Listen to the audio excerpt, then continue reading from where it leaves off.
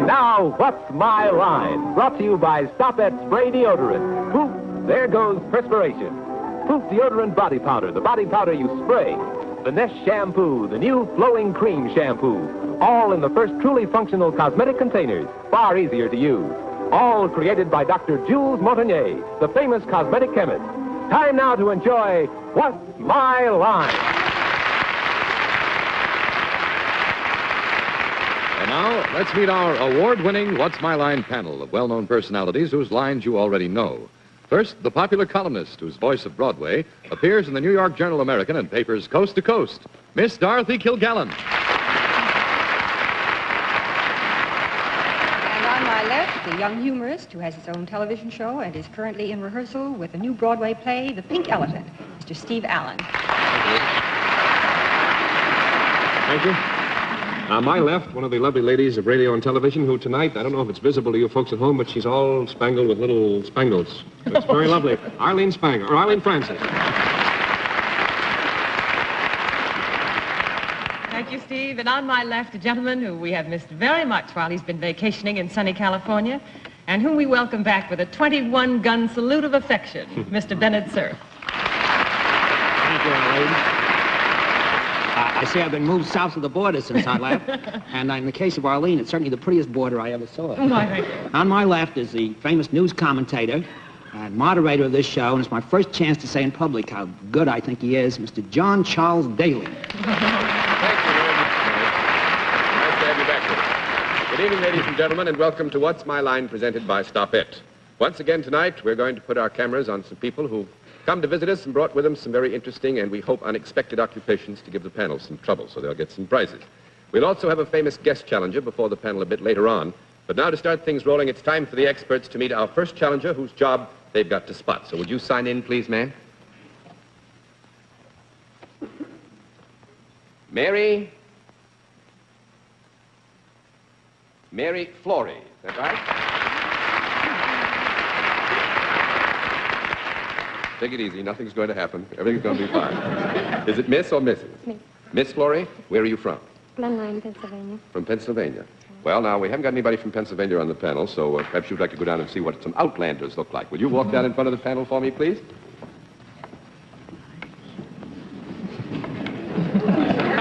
All right, Miss Mary, you come on over here now, please, and sit down next to me. And on the basis of that chance to meet you briefly and that fine, clear, meticulous handwriting of yours, perhaps they have some ideas. Because at this time, we always give the panel one free and wild guess as to what your line may be. We'll begin the free guesses with Miss Kilgallen. I think she models bridal gowns. Mr. Allen. I think she models flower pots. Miss Francis. I think she's an egg candler. Mr. Cerf. I think she's going to be a bride herself any day. Well, that may be true, but that's not the answer we're looking for. We'll let our viewers at home have another look at Miss Mary Flory, and at the same time, we'll tell them what her line is.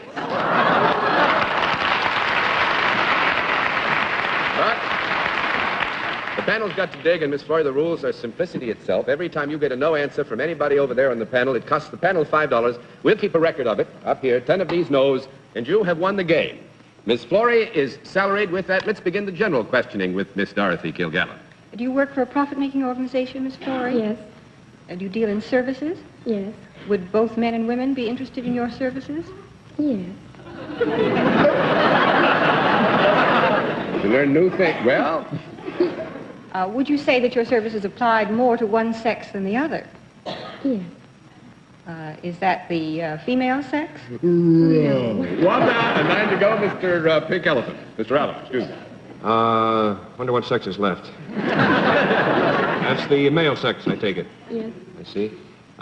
Is there a product of any kind connected with what you do? Yes. Is it a product that might be found in the home? Yes. Is it smaller than a bread box? Yes. It is. Is it smaller than a loaf of bread? Yes. In a two-story home, would it be found on the second floor? Yes. Would it be more apt to be found on the second floor than the first? I mean, No. No, I wouldn't think so. 2 down and 8 to go, Miss Francis. Is this something that a man would ever, that a woman might buy for a man? Yes. Would it be in the category of gifts at Christmas time or birthday time? Yes. Is it anything that a man might put on? No. No. Well, that's 3 down and 7 to go, Mr. Cerf. Miss Florrie, is this consumable? It is consumed in the use, yes. In other words, it has to be replaced from time to time because it is either eaten or drunk or used up in one way or another. Is that right? Yes. Well, now, would this be used up by being put inside the mouth? Yes. In part, yes. Hmm?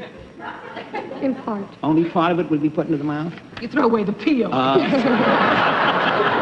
what all we're trying to convey, we don't want to confuse you, is that you suggested that, you might put everything in the mouth at once. Well, You have say seen... only part. Well, Yeah. after all this is over, Miss Florrie, would I gather from this, am I correct in saying that this would not aid your digestion in any particular way? It would not aid your digestion. There is, I believe, the premise that actually it does aid digestion. You and I have a quarrel about this later, but no. 1 out of 6 to go, Miss Kilgallen.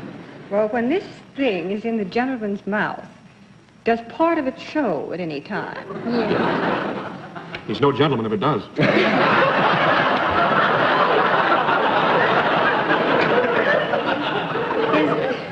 Is this anything that has ever grown at any time, even in part?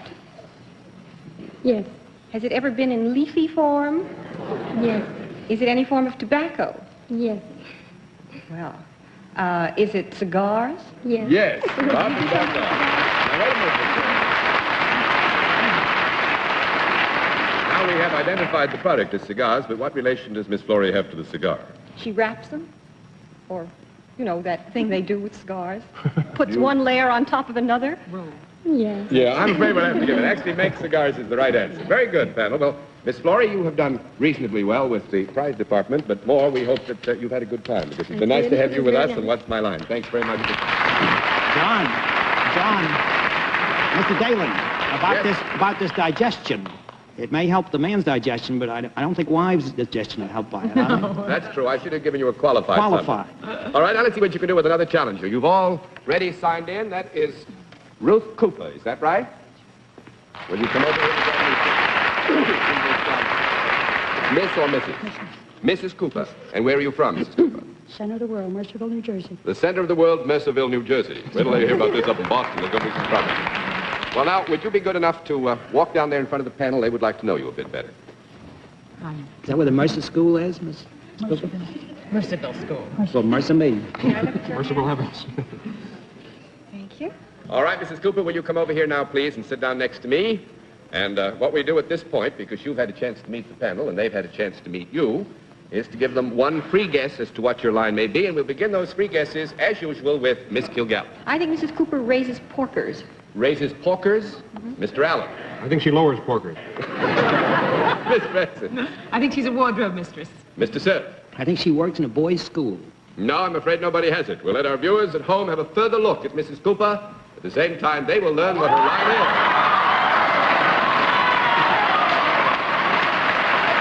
All right. Miss Cooper, the panel doesn't work. I think you know what the rules are. Every time we get a no answer on the panel, it costs them $5. We keep the record as always, right up here. The 10 of these no's, and you have won the game. This is the last usual bit of help. Mrs. Cooper is self-employed. With that, let's begin the general questioning with Steve Allen. Thanks a lot. Boy, from that reaction, she must pitch for the Dodgers or something.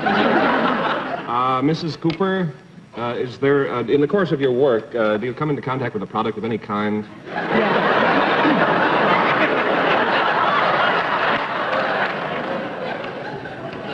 I think these people know something. Is it a product that might be encountered in the home? Yes. Is there anything funny about that? Could I possibly hold it in my hand? Yes. Is it something that a housewife might come into contact with? Yes. Could she conceivably come into contact with it at mealtime? Yes. Well, let me get right to the point. Is it edible? Yes. I gather from the reaction of the audience that this is something that would not ordinarily be served as the main course. Well, I will have to say, Steve, you're right. This is not something that would be... Yes, it would not be served as a main course, no. In fact, the reaction was so vigorous, I would suppose that there are some people who would not even like to eat this at all. Is that... Yeah, well, I mean, issue of personal choice in almost every decision any of us takes. There'll be some people who wouldn't like to eat this. Let me think, what is edible and I don't like? Outside of food. Could you possibly put this on a piece of rye bread? The question, could you put it on a piece of rye bread? Yes. I gotta have a conference.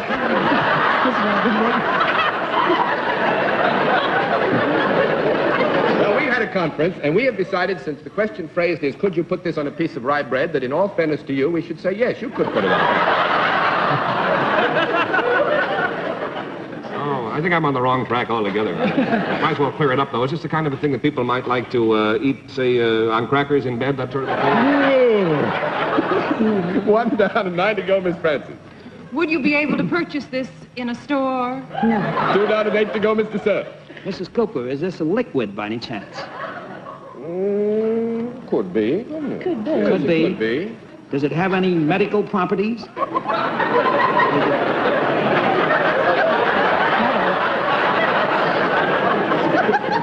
No, I'm afraid it hasn't got any medical properties. 3 down and 7 to go, Miss Kilgallen. Mrs. Cooper, is this by any chance something that unless you were terribly eccentric, you would never serve at dinner? Yes, it is something that you would not serve at dinner. Would not serve Yes. at dinner. Yes, you would not serve it at dinner, no. But you have said that housewives would come in contact with it, and Steve Yes. would have come in contact with it. Do you think I might have come in contact with it? Does this have a variety of aspects?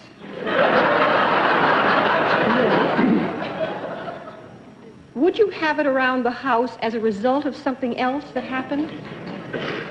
Yeah. Would you have it around the house as a result of something else that had happened? Yeah. Would you have it around the house as a result of eating meals? Yes. Is it something like garbage? All right, And Miss that's why Darling. Steve wouldn't put it on a piece of rye bread? That's why we were very careful to say, Steve said, could you put it on rye bread? Well, you could put it on rye bread. I don't know if you want to. But now we've identified the product as garbage. But what does Mrs. Cooper have to do with same? Is she by any chance a collector? I'm afraid we'd have to buy that because Mrs. Cooper actually drives a garbage truck, which I imagine would be... That's a collector to drive it. Well, Mrs. Cooper, let's see. You have won $15. And I'll thanks for being our guest of What's My Line. That's complete. Thanks very much. Well, very good, panel. Now, in just a moment, ladies and gentlemen, we'll introduce our mystery guest. But first, word of an interesting new product. Now we come to the special feature of our program, the appearance of our mystery celebrity. My friends on the panel would recognize our guest right away, so we've provided them with blindfolds. Are the blindfolds all in place, panel? Yes, John. Good. Will you come in, mystery challenger, and sign in, please?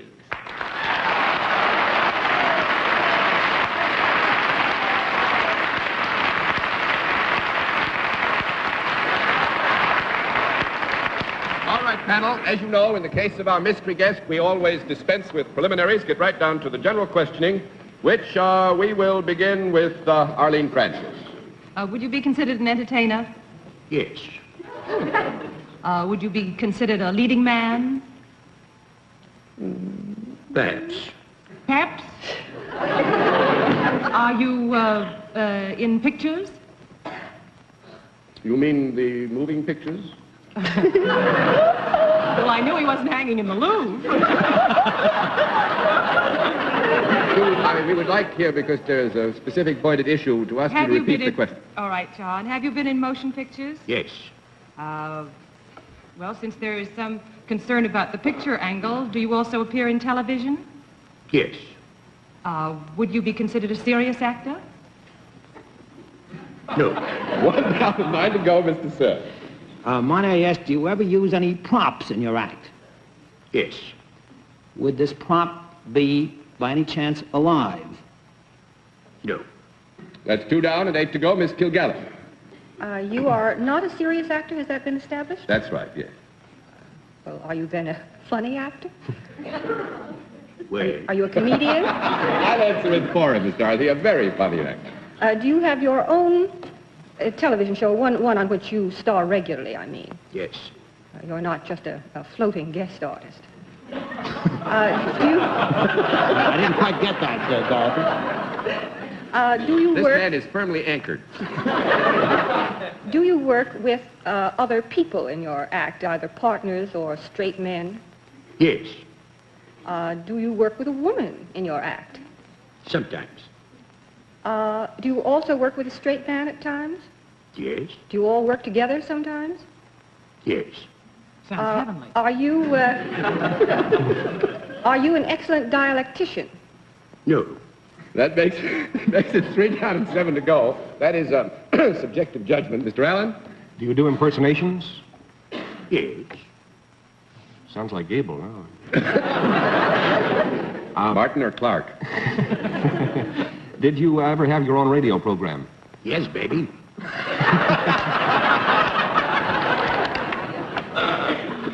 All right, bud.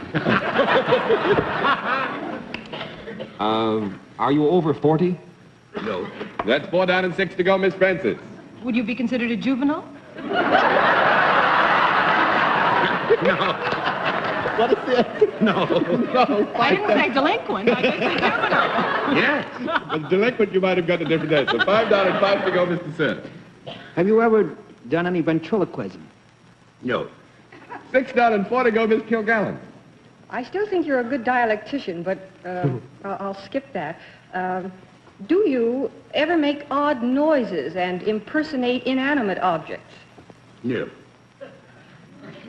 Make odd noises and impersonate inanimate objects. What do you have? Would you mind if Well, we... like do imitations of things like pinball machines. No. 7 down and 3 to go, Mr. Allen. No pinball machine, he. Are you on the heavy side? Yes. It's too bad.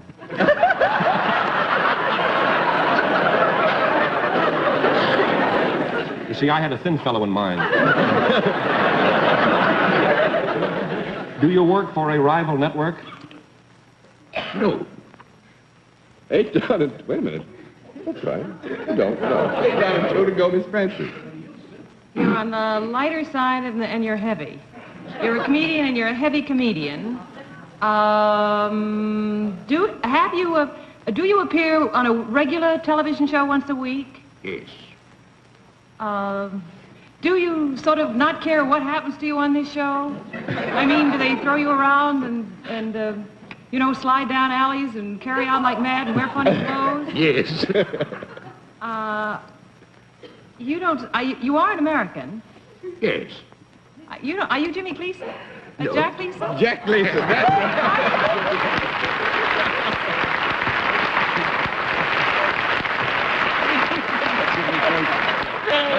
The slickest French accent we've heard in a long, long time.